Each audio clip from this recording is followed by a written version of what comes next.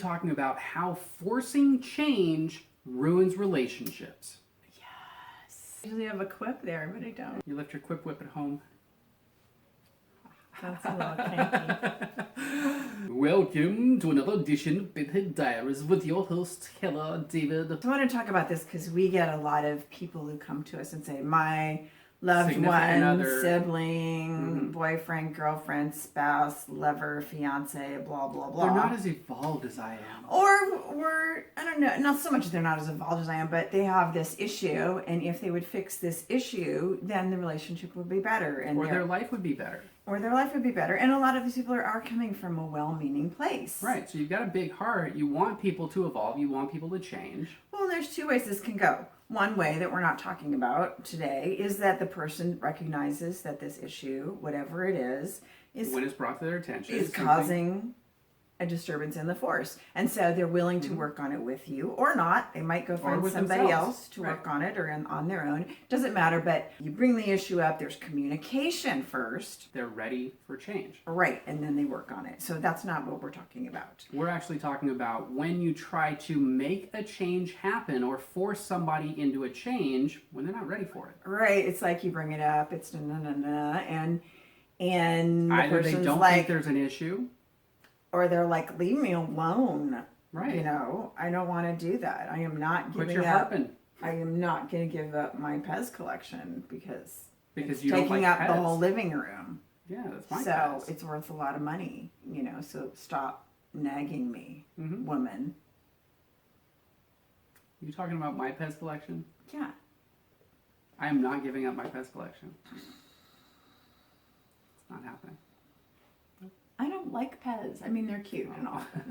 Not. I don't really have a Pez collection. There's not chocolate Pez. Force creates resistance. And allowance creates flow. So if you're not forcing, a lot of times what happens is the loved one's not changing. They're doing their whatever it is they're doing, and the other person is going, but can't you see? Can't you see? Can't you see? And they force and they pressure and they try to debate with the person and try to talk them into, you know, the Try change. to convince them how this change is so good for them and they should just do it now and stop whatever they're doing. Right. Or look how happy my life is because I've given up these things. And this is kind of tough if the person is resisting. If the person is resisting, then you need to back off and let them do what they're going to do. Allow them to do what they're going to do. That is the fastest way to help anybody change, is to allow them to change at their own pace.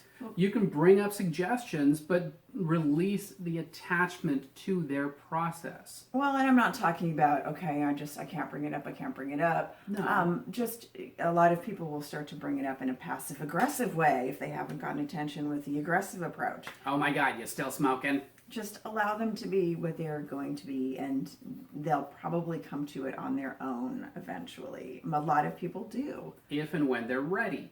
So it's kind of like drop the seed and then let it grow. dip out if the resistance is happening. If you've got resistance and you're pushing, they're going to push back. Maybe not in an overt way, but in a way that just they start putting up walls and barriers towards you, and they're going to do their own thing anyway. When anybody feels attacked, that natural defense mechanism starts coming on and they start blocking and resisting. Right. And this is because the well-meaning person is attached to the outcome. Yes. They want to make the relationship better, or they just want their loved one to feel better.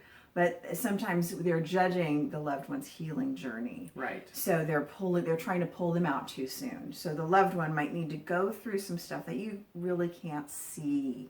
Or isn't your journey, so it doesn't really make any sense to you why they need to go into that darkness, into that deep space that They really holds their answer. Right. So it's a journey that you can't judge. And I know that it is difficult, especially when you've got a loved one who has some sort of addiction, you know, that's drug related. And I'm also that's not one example. That's one example, but I'm not talking also about when there's a clear and present danger where the loved one is in danger of hurting themselves or other people, or there's something that needs a real intervention. That would be professional help. Right. But when it's like an intervention that's attached to an outcome. That is just your like righteous quest, and you want to like save and rescue and fix. Righteous quest. Then you might be doing it from your own motivations more than that person's motivations. Ego.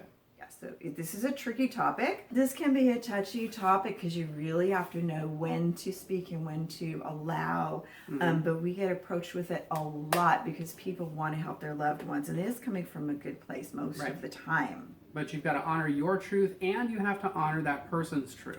Even if that truth kind of sucks for you.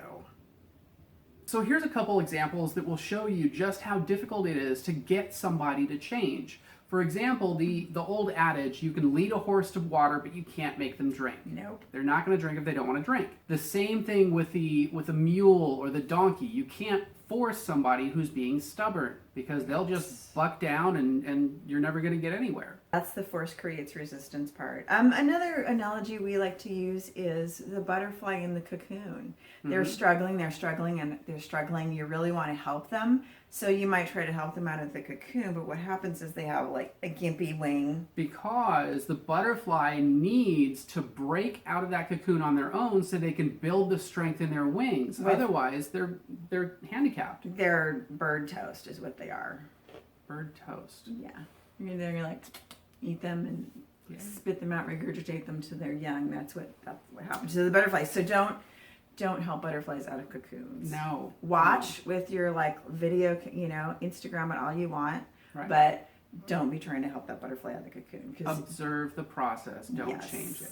You think you might be helping, but you might be hurting. Picture the geologist who is standing looking at all this strata like in a buffalo. Mountain, and you can see the side of the mountain, and at the top of this mountain is this beautiful green forest. Does anybody else know the Buffalo Stance song? So the geologist is looking at the strata, the different layers that have happened over the many, many centuries to build this mountain. And at the top, there's this layer of volcanic rock and soil. It's all black and rich. And out of that rich soil has grown this beautiful, lush forest. But she also sees that the layer beneath it wouldn't have produced such a lush green forest. But during the time that the volcano is erupting and all this lava is happening, it's pretty chaotic, and if she had been there, she wouldn't be able to be close to it. Right. She would have to let it process on its own, let it cool on its own until it cools down enough for somebody to come in so they're not dead by lava. Don't die by lava. So when we're talking about a person's change, sometimes that's a very difficult and poisonous or dangerous thing for you to be a part of. Sometimes we have to allow people to go through their lava phase, to go through their eruption phase, to go through something that would not be helpful to you, but is very necessary for them in order to end up creating the nutrients that they need in their soil, the places that they need to grow that beautiful forest. Right, so you're not really seeing what their end result is going to be based on the process that they're in. And even though it's really slow moving, just like time moving forward in geology, you can't always see what's happening with their healing process. Their healing process might be ugly and dark and seem like they're avoiding their work, and they might be, but that is also part of their process. It's all a part of their process. So wait. Let them like be in their lava, and if there's a red flag that like pops up and they're like, okay, I'm ready, the call button goes off, then you can pull them out of the lava. Then you jump on in and like do your thing. But until I wouldn't then, recommend jumping in lava. Yeah. Oops, I just kicked it. Stop it. So I think the point is you really have to use your intuition and your best judgment. When you start to come from panic and fear, when you see a loved one sort of floundering in the water, if you reach out a hand and they just really don't want the help, you've got to let them be where they're at. Let them do. They might need to like build up some swimming muscles a little bit. Some butterfly wings. Yeah, so it's a very difficult, you got to use your intuition and really keep your finger on the pulse of what's happening, and be careful that you don't overextend and make things worse. This doesn't mean don't have the conversations. Absolutely have the conversations. If you've got a concern, if you've got an issue, bring it to the surface and let it go. If you're hounding and hammering and nagging and they're just resisting, you've got to check yourself to see whether it's your ego that wants them to get better or whether it's for their actual best interest. Right.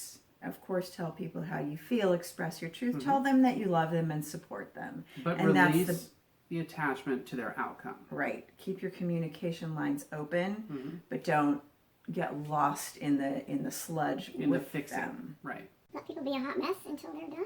We're not here to change you at all. We're simply here to give you insight, to give you pieces and parts, and whatever you choose to do with them, that's completely up to you. Prepare now, the chicken of change. The chicken of change can't make nobody do nothing that they ain't ready for. So if you're ready for it, like that button down there, subscribe so you're up on all the latest Bedhead Diaries, and share, and share again with all your friends and everybody else who might be ready. And comment below what you like the most and what you want to see next, because we want you to tell us what you want us to tell you. Have a wonderful, beautiful, amazing day. Make it your most authentic and do your truth. Check your ego and let people evolve on their own. See you later.